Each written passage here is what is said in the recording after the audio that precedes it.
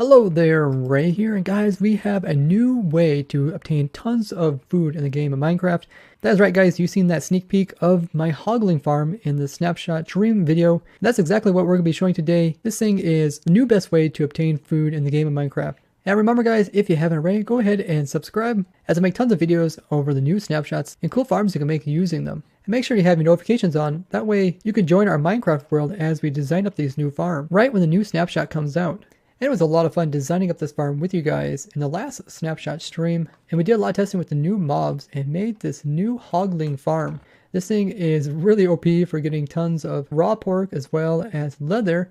And we even made it so that we could automatically get cooked pork out of it as well, which is one of the best food sources in the game of Minecraft. If you'd like to check out all the cool tricks that we discovered while making this farm up as well as other farms, there is a video in the description that goes into that. So one of the first things we notice about the hoglings is that they spawn here in the Crimson Forest biome, which normally looks like this, but we are currently atop the bedrock because that's the ideal place to build this farm. And they have the same spawn rate as piglings, but we notice that piglings actually don't spawn where there is high light levels. And zombie pigmen can also spawn in this biome, but they also don't spawn at high light levels. So by putting in a lot of light here, we are able to only have the hoglings spawn on this platform. Hoglings are also quite large. If we turn on their hitboxes, we're pressing F3 plus B, you can see that they're slightly larger than a single block, except for the babies. So most adults will kind of hang over a little bit on all sides. And because of this, they actually need more room around them than just this block in order to spawn. So if they were trying to spawn here, notice how they would hit up against this wall here. And because of that, they wouldn't actually spawn there. So we wanted to make sure that they can spawn on the spawning space here. So let's put it in some type of block that doesn't interfere with their hitbox. So if we try something that's kind of smaller, like a fence gate here, we put him in here, you see he doesn't touch any of the edges when he spawns in.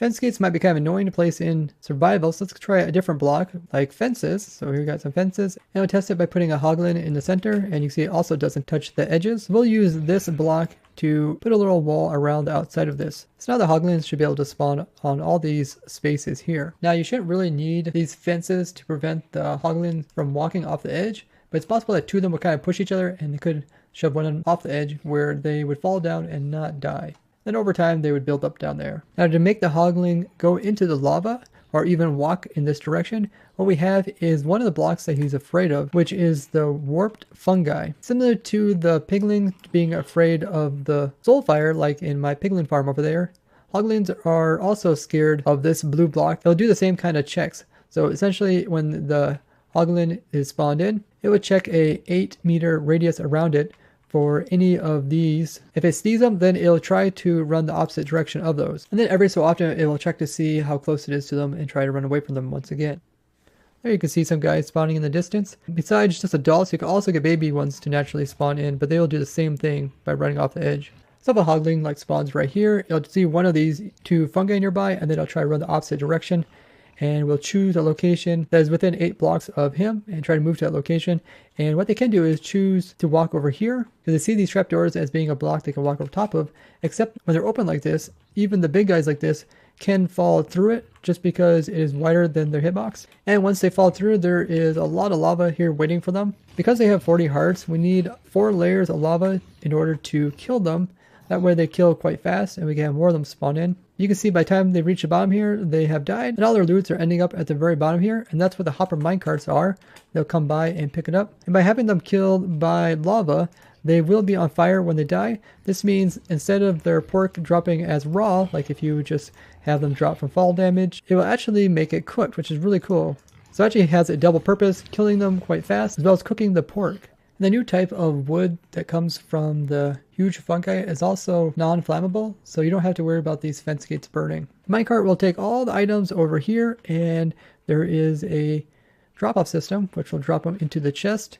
And you can see all the leather as well as cooked pork that we got from these guys. Cooked pork is one of the best foods you can get in Minecraft. It's in the same level as like steak, but now we can actually obtain it more easily than we would obtain steak in the game. So before, if you want to get a lot of good steak, easily farmed up, you would have to make a mushroom farm, which is quite a bit of clearing the land and removing all the extra mycelium that they will spawn on, and then coming in and building in the farm. Where here, everything is pretty much already cleared out. You just come here on top of the bedrock, and these guys spawn in quite easily since they are a hostile mob cap. Hostile mobs spawn in faster than the passive ones. So unlike mushrooms, which take every 20 seconds to spawn, these guys can spawn in almost every game tick. And just like the pigling farm, when we want to AFK this farm, we want to do it quite high up. That way the mobs down below don't affect the spawning rates. Here you can see some guys are already spawning in and we're not even up high enough. So if you go way up here, you can see how fast they're spawning in down below. They're kind of hard to see, but they are spawning in extremely quickly. That's because they are hostile mobs. You notice how this guy here is actually able to spawn on the actual block with the fungi on it. That's because this spot is a valid location for him to spawn. And since we changed the design of the walls, we forgot to block the spawning space. So just by putting a fence on top of this, it should prevent them from spawning in there. If the game would try to spawn one here, he is colliding with the top there. Big thanks to Cheercodes for looking into the Minecraft code to figure out exactly how these guys work. So AFK about 120 blocks above this farm, and you can't really see anything down below. But the mobs are spawning down below. We can see this over here by this entity counter. And if we move down a little bit, we should be able to see them. There they are, spawning in, falling into lava. Even with a really small setup like this, you can see it is quite effective. And you can actually make this as large as you want. So you can put these like back to back. And if you really wanted to, you can even make an entire perimeter down here below the nether in order to put this down quite low, which would increase the spawn rates. And if you don't want mobs to spawn on other stuff, just make sure to put slabs or buttons on it. But it's pretty crazy how easy it is to actually make this farm. You can actually put it in any type of light source you want. You don't have to use jack-o'-lanterns. You could put down some normal cobble and then put some torches on top. And getting these fungi are pretty easy. You can just find them in the biomes, especially the warped forest biome. But you can also trade for them with the new bartering system that the piglins have. So building this up is something someone can do quite early game. And if you're wondering how to easily get above the bedrock, I did do a separate video showing how you guys can do that in survival. If you guys didn't know, I showed a really cool trick which you can do with nether portal, so you can actually access the top of the bedrock by using a nether portal, so you don't have to go through the bedrock each time. Nether portal will take you straight from the overworld to straight on top of the bedrock, and I'll link that video down in the description. So let's clear out these chests and then do a 10-minute test to see how much we get just from this small spawning spot right here. And I'll go AFK up there at the AFK spot. So I did a 30-minute test and looks like it's picking up the last of the items. Let's go check out the storage. Oh wow, a little over a double chest if you put those two together, and it's picking up some more of it too. So that's quite a bit just for a half hour worth of AFKing. And with such a small setup here. So that's over 8,000 items per hour just with one layer. You can also stack this up as well. But definitely think the best way to probably farm these is using my underload farm, which is the fastest nether farm in the game of Minecraft. So definitely look forward to me to making a insane farm with these guys and that farm put together. If you don't know what the underloader is, I'll link it down below. So definitely worth building this in your survival world. That way you have plenty of meat to use. And this thing pretty much has no redstone. We just use the mechanics of them being afraid of the fungi to push them into the lava. And down here, you don't even probably need a hopper minecart if you don't want to. You could just put in some hoppers to collect the items right away. Hopper minecart's a little bit nicer just because it can cover a larger area with lower amounts of hoppers needing to be crafted. We also put a floor down here just in case the little babies that come down, sometimes they can actually fall faster than the adults because their hitboxes are smaller. So they're in the lava a shorter amount of time, and they could land down here and hit the minecart. So we put this little floor in here. Now, even though the hogling can see a mushroom 8 blocks away, and the hogling will also run up to 8 blocks away from fungi, we didn't make the platforms 8 blocks long. This is because we spaced out the mushrooms every so often, meaning that if there was a hogling that ended up right here, if we made the platform too wide, he wouldn't recognize the fungi and wouldn't run this direction. This also saves a number of fungi you have to place in, and you really don't lose that much room along here as well. And we also left a little extra because they do have to try to walk farther than just a trapdoor. Otherwise, they could just stand like here, and they could be just on the edge and just stop there and not keep moving. If you want to cheapen up on this build here, you can put the fungi on other types of grass-like blocks. So something like dirt works just fine, because you probably have a lot of dirt with you rather than having a lot of this nelium. Now, the lava down here doesn't have to be an entire source. You can kind of spread it out, and that way you can save on how much lava you have to put into the system. And in the nether, lava will actually flow quite far. So you could place like lava on one end of the farm,